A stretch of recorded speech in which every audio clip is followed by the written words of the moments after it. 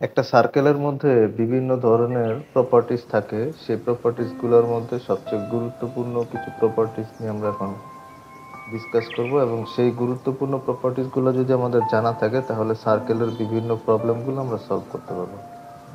প্রথমে আমরা একটু দেখি যে ইনস্ক্রাইবড অ্যাঙ্গেল কি বলতে কি বোঝায়। ইনস্ক্রাইবড অ্যাঙ্গেল, ইনস্ক্রাইবড অ্যাঙ্গেল আসলে কি জিনিস? ইনস্ক্রাইবড অ্যাঙ্গেল আমরা প্রায় সময় দেখি, কিন্তু আমরা বাই দ্য ডেফিনেশন এটা হয়তো বা জানি না। ডেফিনেশনটা লিখছি। An inscribed angle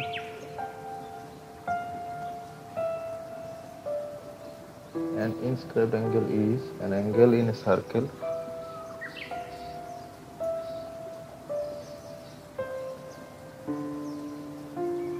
an angle in a circle.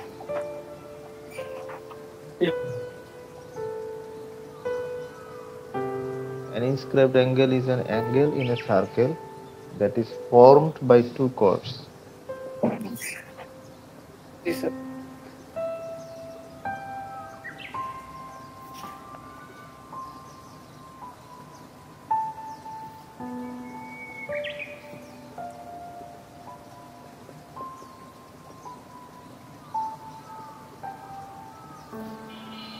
That intersects at a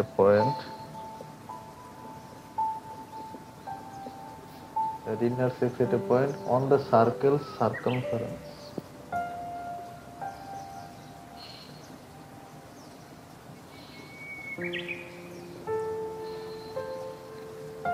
Circle circumference অর্থাৎ একটা বৃত্তের পরিধির মধ্যে, let's say this is a circle, একটা বৃত্তের পরিধির মধ্যে যদি বৃত্তের পরিধির যে কোনো পয়েন্টে, let's say this is the point, এরকম একটা এখানেও হইতে পারে অথবা এখানেও হইতে পারে অথবা এটাও হইতে পারে, এটা এটা এবং এটা। বৃত্তের পরিধির মধ্যে যদি কোনো অ্যাঙ্গেল ক্রিয়েট হয়, these are the inscribed angles. বৃত্তের পরিধির মধ্যে যদি দুইটা কর্ড দিয়ে কোনো অ্যাঙ্গেল তৈরি হয় তাহলে সেটা হচ্ছে ইনস্ক্রাইবড অ্যাঙ্গেল। এরপরে আরেকটা টার্ম এখানে আমাকে বুঝতে হবে, সেই যেটা না বুঝলে আমি সামনে আগাইতেই পারবো না। সেটা হচ্ছে সেন্ট্রাল অ্যাঙ্গেল। সেন্ট্রাল অ্যাঙ্গেল কি জিনিস?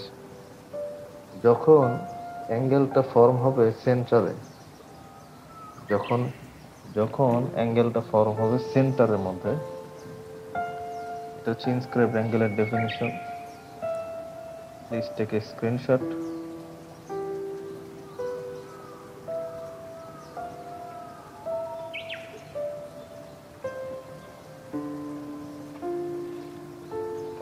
এরপর সেন্ট্রাল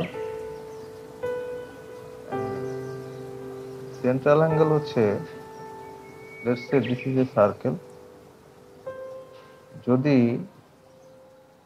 বৃত্তের যে সার্কেলের যে সেন্টার আছে, let's say O is the centre, এখানে যদি কোনো অ্যাঙ্গেল ফর্ম করে, সোজা বাংলা কথা, যদি সেন্টারে কোনো অ্যাঙ্গেল ফর্ম করে সেটা এরকমও হইতে পারে অথবা আরো বড়ও হইতে পারে, what ever the size is.